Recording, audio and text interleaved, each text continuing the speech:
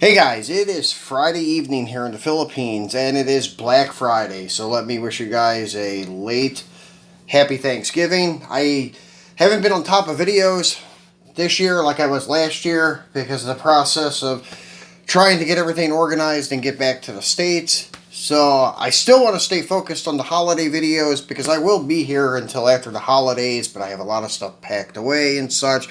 So it kind of makes it difficult. So anyways, we're doing this Black Friday thing again this year. We did it last year, which was my first year making videos. So we're going to kind of make this an annual event. Just take a bunch of black cars that we've accumulated throughout the year and throw them into a video, and maybe some from previous years. So anyways, that's what we're doing today. And anyways, most of these are going to be MiniGT, but that's because that's all I have out at the time. Some Hot Wheels and some other stuff, but predominantly MiniGT stuff, just because, as I mentioned, we're moving, we get stuff packed away and things like that, so it's hard to get to certain items. So we'll take a look at these today. And unfortunately, I didn't get to do my unboxing video this week because the item that I was supposed to unbox did not get here on time. Finally got here today, but since today's, well, Black Friday, really wanted to do this video today and get it done. So we will do the unboxing of the Shimi 150 Tarmac Mini GT collaboration McLaren Senna this weekend. So instead of doing a showcase video this weekend, we're going to do it today. Well, today's kind of the kickoff for the weekend, and it's a holiday week, so it's a long weekend. So anyways, it's a little mixed up, ass backwards, but hey, we're going to get it done. So let's go ahead and take a look at some cars. So in front of us here, we have two cars that actually are in our first quarter top 5. The MiniGT Merc 190E, which is a fabulously done car. We haven't looked at him for a while up close, so we'll go ahead and do a spin around on him. Very nicely detailed. As you can see, wheels are done, very nice. All the trim is there. You even got the Merc emblem there. And these Merc emblems on these Mini GTs are very, very fragile, so be very careful. Mirrors are very stiff too. They're like plastic, so be very, very careful. So a very fragile car, but very nicely done car. So this is the only street version they've released so far. Everything else has been race prepped, test cars, and things like that. So if you want a street trim, this is the only one so far. Hoping to see it released in other colors. I may pick up a few if they're released as regular street trim. I haven't bought any of the race prep. Not really my cup of tea. But still, very nice model. I always try to get at least one of each Mini GT new release. Most of them. So next one is another Merc, and this is your Yuanli, another company called GCD. I forget what it stands for, but anyways, they make this guy too. I don't know how theirs is done, but this Yuanli is very, very nicely done. All of the trim around the windows are separate, and it's actually chrome or polished aluminum or stainless, separate pieces. Wipers are separate, mirrors are chrome, they're separate, grill is separated. Then you have the Merc emblem here too, which is very stiff and rigid. Very, very well executed model. So this is one actually that I would say would have probably made it into the Thanksgiving video. I'm just thankful that I came across this company and found this car. Not really my cup of tea either. Not really into limos, not really into Mercs. But this is a fabulously executed 164 diecast car. Probably one of the finest detailed pieces that I have seen in a very long time. Has steerable front wheels, a little stiff to steer, but they do steer. No opening parts, which I'm happy of because it keeps the body lines defined very well. So very nice piece. Then we'll go to another company here, besides just jumping to Mini GT again. This is our Autoworld Black Scat Pack Challenger. Very beautiful car. Love this casting. Only thing that kills this one, no mirrors. But besides that, well done vehicle. Love it. Love what Autoworld does for the hobby. So, very cool piece. Then going to a classic, and this is one we don't see very often, but this is Dale Earnhardt's 1987 Monte Carlo SS as the Intimidator, the guy, man in black. Well, that's Johnny Cash, but anyways, Dale Earnhardt, I guess, would have been referred to that in NASCAR. But very nice little detailed car for just a regular retail release from Winter Circle Hasbro. I think this is after Winter Circle merged with like what they call Racing Authentics or something like that. Plastic wheels and such, but two-piece, so it looks really good. And it is a G-body, so I do love it. It is your 86, 87 Monte Carlo SS Aero Coupe. So pretty cool. There's like NASCAR's 80s Daytona, that really weird, kind of radical looking big ass back window, kind of like that pointy nose on the Daytona with the really tall wing. Just looks ridiculous at the time it was released, but it was done for aerodynamics in NASCAR. So pretty cool piece from the 80s. So anyways, to me, that's the last of the real NASCARs. Then after that, you just got to these very modified bodies that actually resemble nothing about the real car and such. So, like, to race it on Sunday and sell it on Monday thing is not really applicable anymore because the cars are just so far out there. They're nothing like the real one. But anyways, moving along, we got some 4x4s over here. And there's Mr. Norms. Unfortunately, I took down the sign because, once again, we're trying to pack things away. So, took the sign off for a while.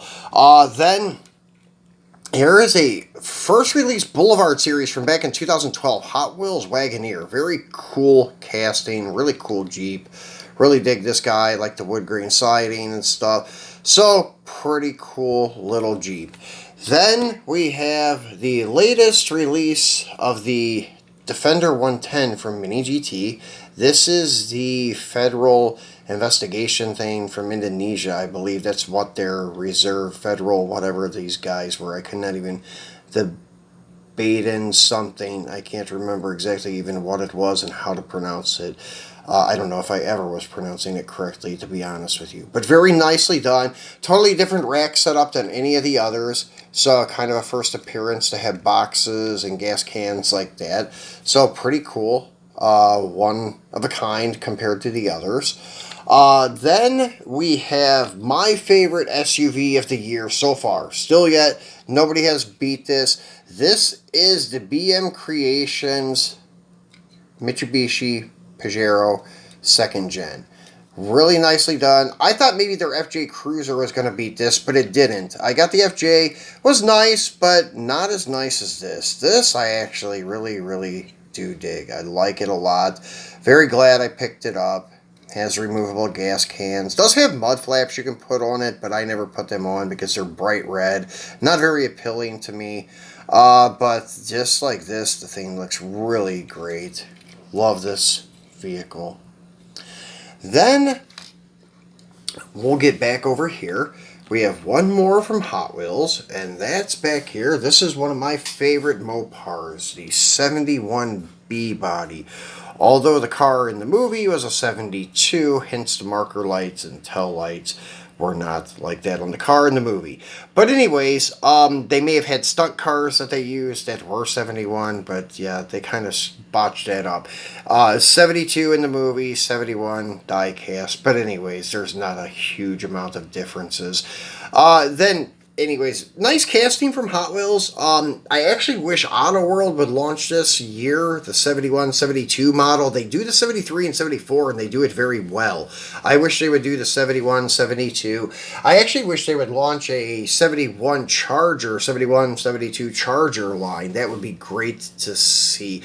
I wish, actually, Greenlight would release some 72 Chargers. They got the casting of the 71, which is almost the exact same thing, just changed the marker lights and tail lights once again, and you got a 72. So I'd love to see them start doing that just to kind of break up the monotony of always being 71s. But anyways, this is a well done car. Little bit of cartoonish proportions with the wheel openings, but still not bad. As I said, definitely had to have it because it is one of my favorite B bodies. One of my favorite Mopars overall. So pretty cool. Now, moving along, I think everything else, let me do a scan. Yeah, I think everything else we have here is going to be MiniGT. So, one of the most popular late releases is this Ford GT. This is the GT I think it is. This is a very nice piece, and the regular street Ford GT is beautifully done. The blue one with the white stripes. Can't wait to see their Mustang, and I'm not really a big Ford guy, but these are very, very well done. Very heavy casting too. It's not like plastic metal integrated together on like some manufacturers. This is all metal and very, very well done. Very well defined body lines. Almost like a resin car. It's just so well defined with all the body lines and stuff. Then moving along, we have the C8 Corvette. And really would like to pick up the ones from Greenlight and Autoworld to do a comparison. So hopefully I can do that next year. I'm a little bit late to the party with this one, but hey, I can't get them here, so I'll wait till I get back to the States and get the Greenlight one and the Autoworld one, and we'll do a comparison someday next year. So, see who it does it better. This right here is my favorite Pandem A90 MK5 Supra. Do dig this one here. This is one of my favorite cars of the year, actually. The LBWK Supra. Just dig the livery, dig the 6 spokes, and dig this body kit. Although the Pandem one is pretty kick-ass too. So, the A90, I didn't really think I was going to start collecting, but after I started buying them, I actually like the diecast more than the one-to-one car. Just the diecast looks really cool, especially by MiniGT. That's why I have all of these. That's why I have all the releases so far to date, except for the dealer distributor car that they give them. The raw chrome finished one. That is, well, the only way to get it is if you are a dealer or rep or something like that. So, maybe one day if I start selling MiniGT, I'll get my hands on one. That's the only one I'm missing. Now, I have all the other ones, though, so far. Then here is one with the HKS kit. So, yeah, we do have it available here. All of them in black, too. Black Pandem, black HKS, and black LBWK. So, these are pretty cool. I'm not sure what to think about the quarter panel spoilers to like help move the air to the rear wing. Kind of goofy looking in some ways, but then kind of cool looking in some ways. They look really good on the Renaissance Red one that was just released with the white wheels. I don't know, maybe it's because of the contrast of the carbon fiber on the bright red with the white wheels. Everything kind of flows together very nicely on that car. This one still looks a little odd with them, but they kind of blend in a little bit because of the black, so not too bad. Then we have the Acura, my first Acura, we unboxed the other week. This is their GT3 test car.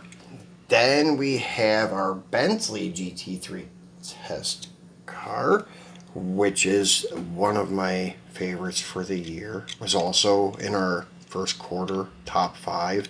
Very well done car. Oh yeah, I did forget one other brand besides MiniGT. This is my Greenlight Breaking Bad 300C Hemi, and this is Walter White's car, and very well done by Greenlight. Has the side mirrors, very well executed car.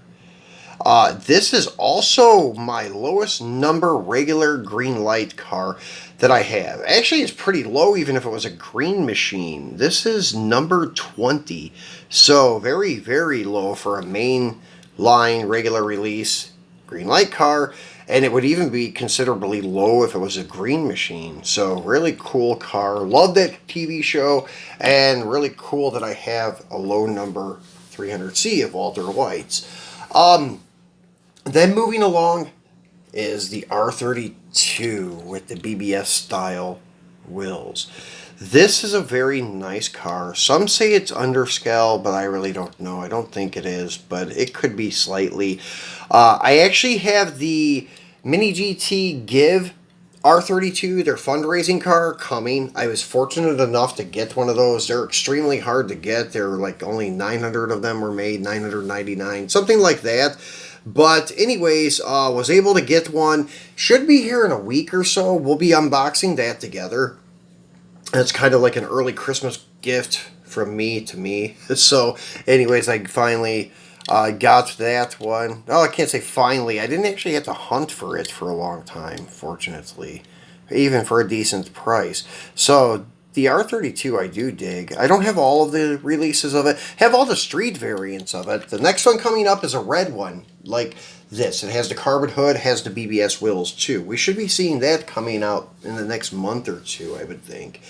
And then we have, this is probably one of the probably more valuable of the group here. This is your number, I think it's 75, your LBWK Japan release GTR. This was released for the opening of a hobby shop, I believe, in Japan.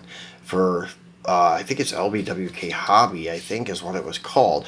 But anyways, very nice car. This is one of the few that I had with a little bit of a paint issue that drives me crazy, but it's really not so visible. So I've kind of learned to deal with it. So really cool GTR. And eventually we're going to do a video to go over like all of the different GTRs that we have here. This is the one with the version 1 kit, most typical kit. Then you have the version 2 kit. I don't think we have a GTR out here with the version 2 kit. But anyways, there are the silhouette kits now. And then there's also the silhouette kit that has a different wing on it. Then you have, like I said, the version 1. This is a really crazy one here. You don't see very often, but it has the version 1 and version 2 wings. As you can see, it has the ducktail and has the high wing. You don't see that too often. So this is a really cool piece. Really dig this car with the copper wheels. Looks great. So really do love MiniGT stuff, as you can tell. Anyways, that pretty much sums it up, guys. I think I've touched on most of these. One that I missed, let's go over him, is the wagon. And this is your Audi RS6 Avant wagon with the roof box in black. This is the first regular international release with the roof box. There's a camo one with the roof box too, and a camo one. It's like a matte gray camo of the carbon edition Avant, and it has one with the roof box and one without. So anyways, this is our Black Friday thing. This is what we did last year too. Just brought a bunch of cars together and kind of give you a spin around on them quickly, give you a rundown on them a little bit. And that's about it in honor of Black Friday, the biggest shopping day of the year in the U.S. So anyways, guys, we'll be back again probably tomorrow, Saturday, and we will be taking a look at the Shimi 150 McLaren Senna. Really cool piece. Really nice blue. I was wrong about the blue. I thought it was the same blue as the one that they just released internationally, and they just changed up the wheels a little bit. But this is a one-off blue. This is the only McLaren so far in this blue. Has kind of like a graphite colored wheel. Really nice looking piece. So make sure you tune back in for that. I actually left the icon here on the left for last year's Black Friday. I think it was a little better and more elaborate than this year's. We had quite a few cars last year to show you. And it was a little more diversified. This is a little bit biased on MiniGT this year. So anyways, check that out. I left an icon here on the right for you guys to subscribe. If you have not done so yet, please do that. Please support our channel. Give me a thumbs up and share the video. Once again, happy Thanksgiving to all of you in the U.S., well, and anywhere in the world that's celebrating Thanksgiving for that matter. If you're out shopping today and Black Friday, be careful because it gets crazy, that's for sure. So thanks for watching, guys. I will talk to you tomorrow.